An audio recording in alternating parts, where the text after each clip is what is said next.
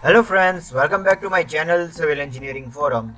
Today we are going to talk about the connections what are in the steel structures. So this means we are talking about the structures in civil engineering which are made up of steels, and particularly what are the connections. Let me change the cursor.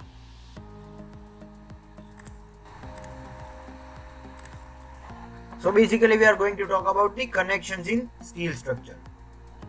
So now at first we will go with the introductory part. A steel structure is assembled by connecting different members such as beams, columns, tension members, etc. at their ends. So here I have shown a structure which is made up of steel and joined by numerous connections as shown here. But here we have been talking about the beams, columns, tension members, which are the structural members in any steel structure. So basically we can say this is an assembly by which any steel structure is made. Then moving ahead. Many members in steel structures are made up of different components such as angles, plates, channels, eye section, etc. So previously what we talked about were the main structural members in any steel structure, but these are few members of the structures such as angles, plate, channels, eye section, etc. which are also important component of any structure, but may or may not be the main structural parts.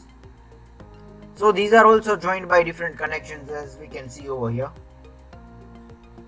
These all are connections. Then these different components have to be connected by means of fasteners like bolts or rivets or even welds. See, these are connected by bolts. Although this is a composite structure, we can see how this is connected by bolting. In similar way, we can join any steel structure by using fasteners like rivets and welds also. So basically in this module we are going to talk about such connections, and this is the introductory part, that is first part of the connections. Connections between different members of steel structure facilitate the flow of forces and moments from one member to other and to the foundation level. Here we have shown the what is the main function of connection. Then we can see that it facilitates the flow of forces and moments from one member to another and to the foundation level. So we are transferring the load from any structural part to the foundation level in this manner. And yes, even moments. So here we are even transferring the moments from one member to another and from another member to foundation level. Then moving ahead. Connection is the weaker link between structural members. See here now we can say that in any steel structure the weaker link is connection. See, connection is not always weaker, but here we are talking about the comparative analysis between the main structural members and the connections which are at mostly at the ends. The failure of connection is not ductile and so it will fail suddenly without any warning. See, as we saw here, the connection is a weaker link. There are 90% chances of any structure to fail from its connection, and if it fails from its connection, then there will be no any warning. It will have a sudden failure. It will not be a ductile like a reinforced concrete structure. This structure will fail suddenly, as we can see in this figure.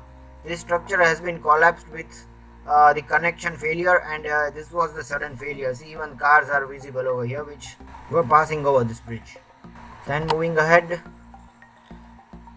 Connection failure should be given first priority instead of member failure, because see here we are giving the first priority and analyzing the connection failure instead of member failure. See, first point we already know that the connection is the weaker link. We already have the comparison between main structural members and the connection. The weaker link is connection failure. So we are giving it first priority. So this is what it is written here.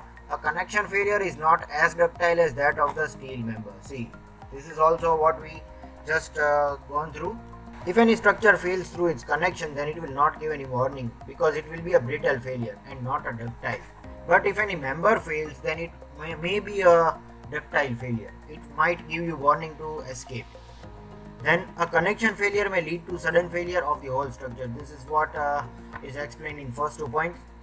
At connections, bit extra strength of member is required to avoid member joint failure.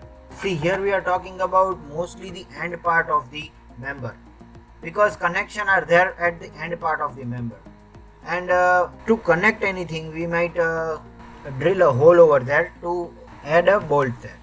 So drilling the hole in any part of the structural member might decrease its strength slightly at the connection. It is not that each and every time the connection are at the end, but mostly the connections are at the end. So we can say that at connections, bit extra strength is required of members to avoid member joint failure.